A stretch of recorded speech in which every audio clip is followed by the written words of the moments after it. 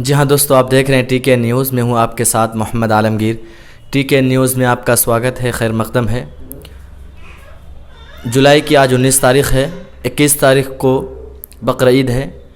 مسلمان پوری دنیا میں بقرعید کے دن 2 رکعت نماز پڑھ کر قربانی کرتے ہیں، لیکن اس کے خلاف سوشل میڈیا پر، نیشنل میڈیا پر اور الگ الگ سائٹس پر مسلمانوں پر اعتراضات کیے جاتے ہیں، سوالات اٹھائے جاتے ہیں، اور اگر یوں کہا جائے کہ پروپیگنڈا کیا جاتا ہے تو غلط نہیں ہوگا۔ آئیے ہم انہی سوالات کو، انہی پروپیگنڈے کو جانیں گے کہ ان میں کتنی سچائی ہے، کتنا دم ہے۔ آج ہمارے ساتھ بات چیت کرنے کے لیے قربانی کے موضوع پر ہمارے ساتھ خاص مہمان ہیں جناب مولانا مسعود عالم صاحب ندوی، جو اسلامک اسکالر، سوشل تھنکر اور عربی زبان و ادب اور تاریخ کے ماہ ناز استاذ ہیں۔ آپ کا ٹی کے نیوز میں استقبال ہے، خیر مقدم ہے۔ پہلا سوال یہ ہے کہ ہم یہ جانیں کہ قربانی کسے کہتے ہیں؟ مسلمان پوری دنیا میں جو قربانی کرتے ہیں وہ کیوں کرتے ہیں، اور مسلمانوں پر قربانی کیوں ضروری ہے؟ سب سے پہلے ہم اپنے آڈینس، مشاہدین ٹی کے نیوز کے،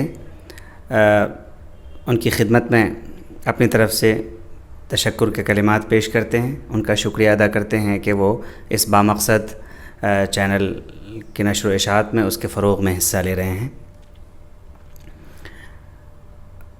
قربانی عربی زبان کا لفظ ہے، اس کا مطلب ہوتا ہے ہر وہ عمل، ہر وہ قول و فعل اور ہر وہ چیز جس کے ذریعے سے اللہ تعالیٰ کا قرب حاصل کیا جائے، اس کو قربانی کہتے ہیں۔ اور قربانی کے بے شمار ذرائع ہیں۔ اللہ تعالیٰ کے قرب حاصل کرنے کے لیے، اللہ تعالیٰ کا قرب حاصل کرنے کے لیے مختلف ذرائع کا استعمال ہوتا ہے: نماز، روزہ، حج، زکوٰۃ، صدقہ، خیرات، ایک دوسرے کی مدد، وکٹمز کے ساتھ کھڑا ہونا، مظلوموں کے ساتھ کھڑا ہونا، یہ سارے اعمال ہیں جن کے ذریعے سے انسان اللہ کا قرب حاصل کرتا ہے۔ اللہ تبارک و تعالیٰ نے مسلمانوں کو اس بات کا حکم دیا ہے کہ وہ اللہ کی رضا کے لیے جانوروں کی قربانی کریں۔ یہ قربانی در حقیقت حضرت ابراہیم علیہ السلام کی یادگار ہے۔ حضرت ابراہیم کی شخصیت پوری دنیا میں تمام اقوام و ملل اور تمام انسانی آبادی میں بہت ہی معزز اور محترم ہے۔ یہودی، عیسائی، مشرکین، حتیٰ کہ ملحدین اور اسی طریقے سے اہل ایمان مسلمان سب آپ کا احترام کرتے ہیں، آپ کی سنت، آپ کی ایکٹیویٹی، آپ کی پورے اتہاس کو دل و جان سے پڑھتے ہیں۔ ابراہیم علیہ السلام نے اپنی پوری زندگی اللہ کے بندوں کو اللہ کی طرف بلانے، مظلوموں کی مسیحائی کرنے اور حکومت وقت کے ظلم و جبر سے نجات دلانے کے لیے کوششیں آپ نے کی ہیں۔ اللہ تعالیٰ نے آپ کے ان تمام قربانیوں کو قبول کیا اور سب سے بڑے امتحان سے اس وقت گزارا جب ان سے کہا کہ تم اپنے بیٹے کی قربانی پیش کرو۔ یہ در حقیقت اس بات کے چیک کرنے کے لیے تھا، امتحان کے لیے تھا کہ دیکھیں ابراہیم کے دل میں میرے لیے کتنی محبت ہے۔ چنانچہ حضرت ابراہیم علیہ السلام نے اس حکم کو پاتے ہی اپنے بیٹے اسماعیل سے اس کا تذکرہ کیا۔ قرآن شریف میں اس کا ذکر موجود ہے۔ اور پھر حضرت اسماعیل علیہ السلام نے بھی اطاعت شعار بیٹے نے کہا کہ اللہ کا جب حکم ہے تو آپ اس کو کر گزریے، یا ابت افعل ما تؤمر ستجدنی ان شاء اللہ من الصابرین۔ اور پھر حضرت ابراہیم، بیٹے، پوری فیملی اس عظیم قربانی کے لیے تیار ہو گئے۔ قرآن اس کو ذبح عظیم کہتا ہے۔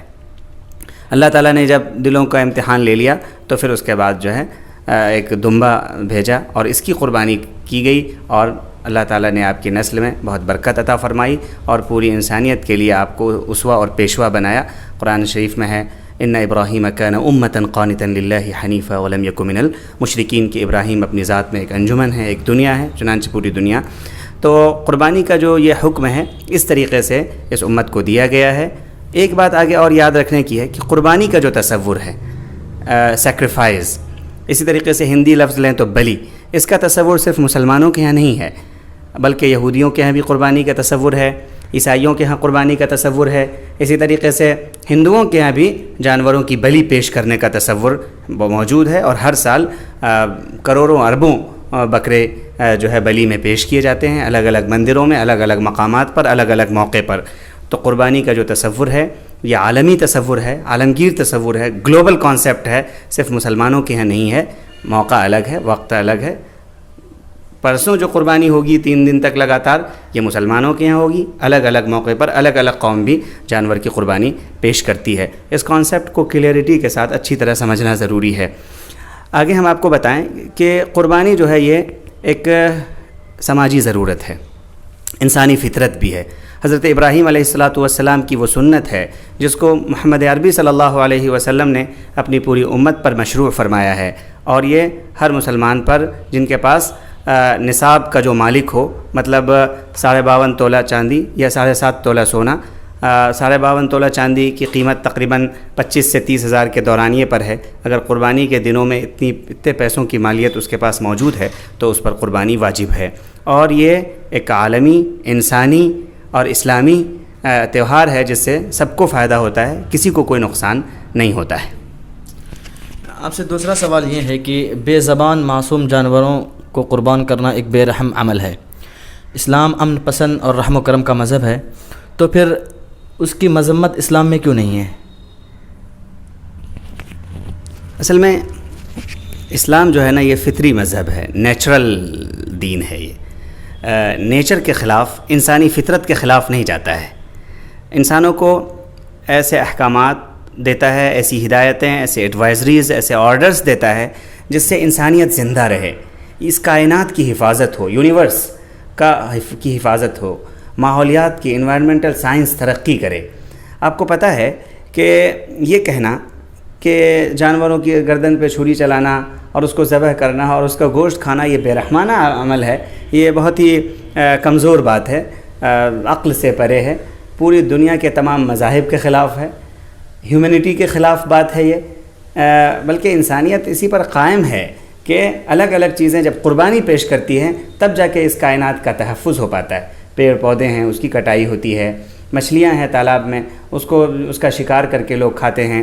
اس کے علاوہ آپ دیکھیں تو اس ملک کے پاس خود ہی سرکس کا پورا انتظام ہے، یہاں پر چمڑے کی، لیدر کی فیکٹری ہے، ہڈی سے طرح طرح کے آلات اور وسائل بنائے جاتے ہیں، جانور کی سینگ سے قیمتی بٹن اور اسٹکس بنائے جاتے ہیں، زیورات تیار کیے جاتے ہیں۔ اور خاص بات یہ ہے کہ دنیا میں 95% لوگ ایسے ہیں گوشت کھاتے ہیں، ڈاکٹرز گوشت کا نسخہ لکھتے ہیں۔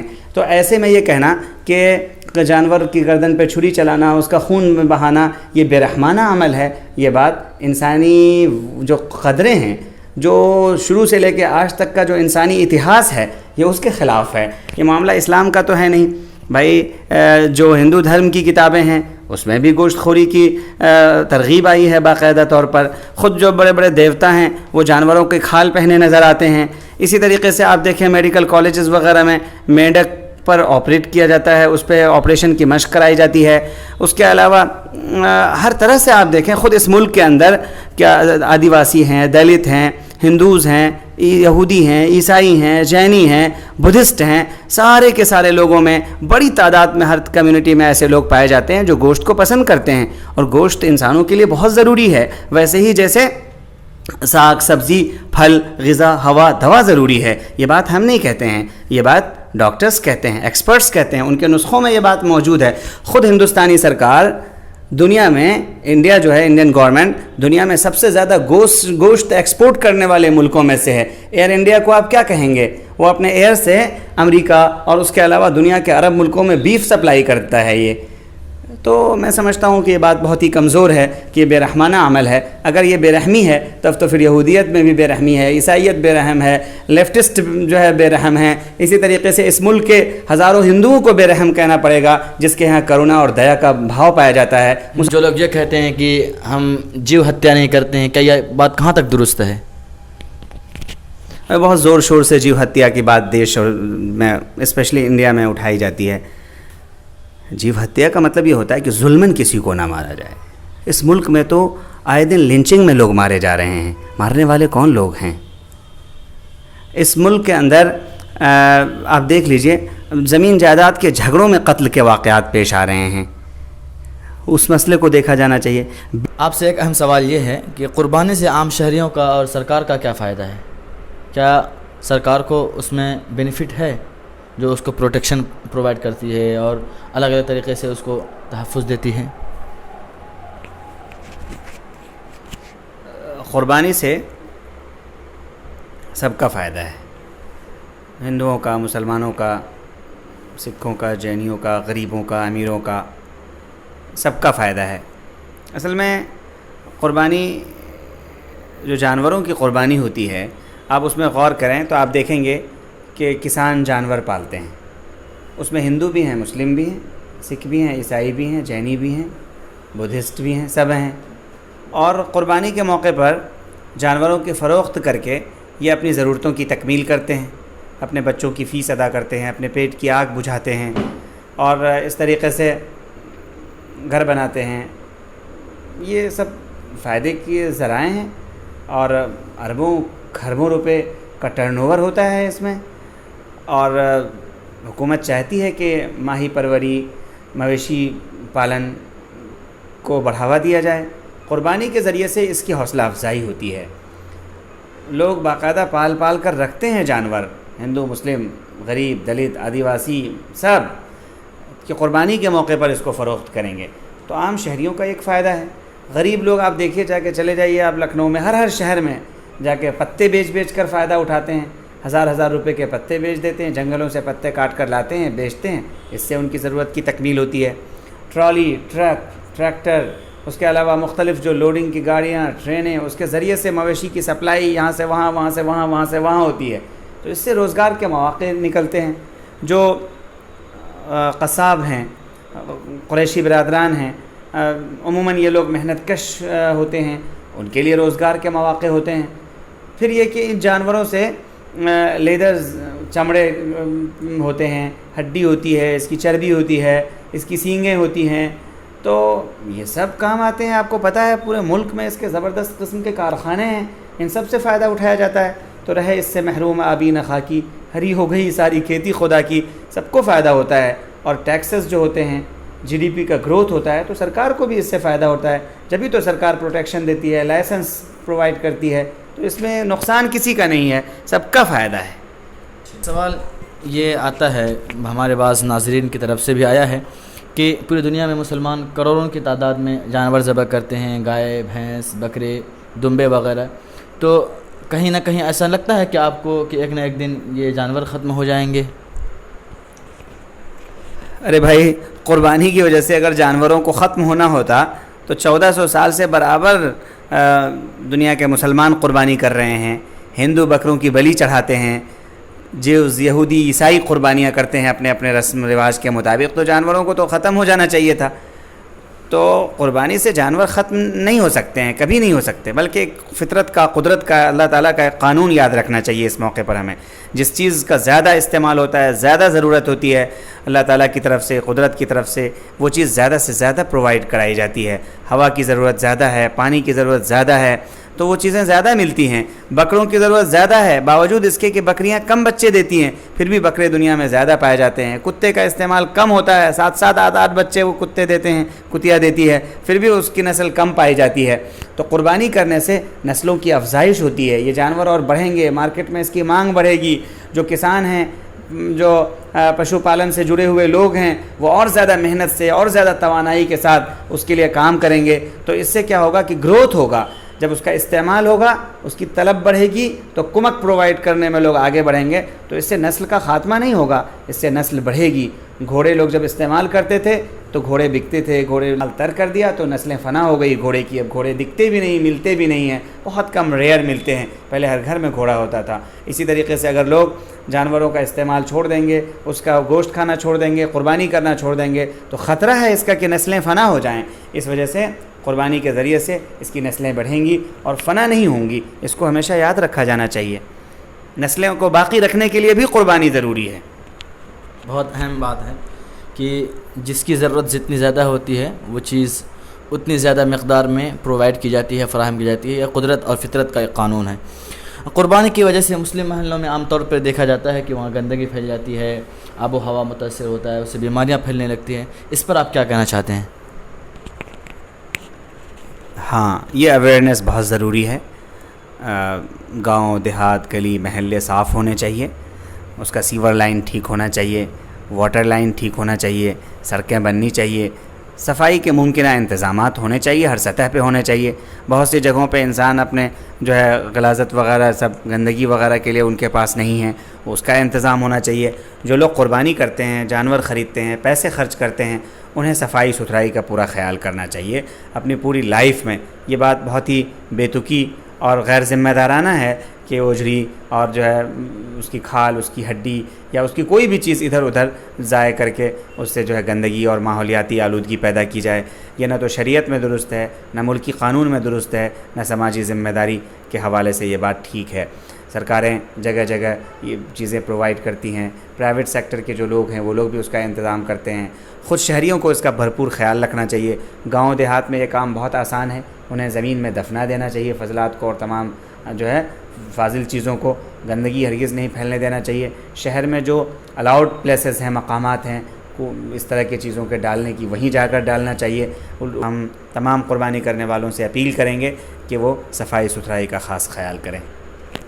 آخر میں TKN نیوز کے ناظرین کے لیے آپ کی طرف سے کوئی خاص پیغام ان کی؟ ہندوستان یونٹی اینڈ جو ہے اور ڈائیورسٹی کا ملک ہے، یہاں کثرت میں وحدت ہے، الگ الگ قسم کے لوگ رہتے ہیں، سب کے جذبات کا خیال ضروری ہے اور جذبات کا خیال ہر جہت سے ضروری ہے۔ اس ملک میں لوگ ہیں سبزی خور ہیں، گوشت خور ہیں، پھر گوشت خوری میں بھی الگ الگ رجحان پائے جاتے ہیں، تو یہاں پر سب ایک دوسرے کا خیال کرتے ہیں، احترام کرتے ہیں۔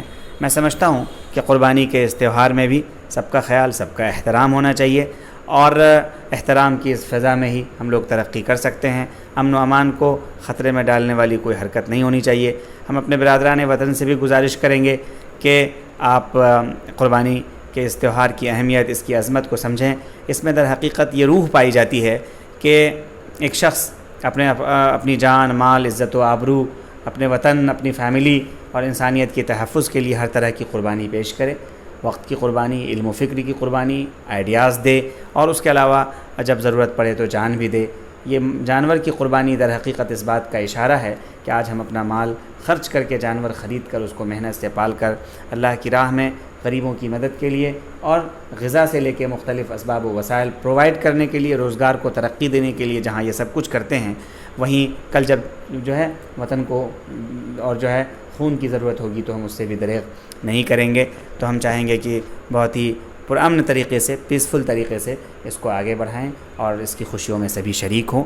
یہ وہ تہوار ہے جس سے سبھی فائدہ اٹھاتے ہیں، صرف مسلم کا تہوار کہنا یہ بات درست نہیں ہوگی، پوری طرح سے غلط ہے۔ یہ بہت بہت شکریہ TKN نیوز کا، آپ نے انوائٹ کیا اس اہم مذاکرے کے لیے، اس پر بات چیت کے لیے۔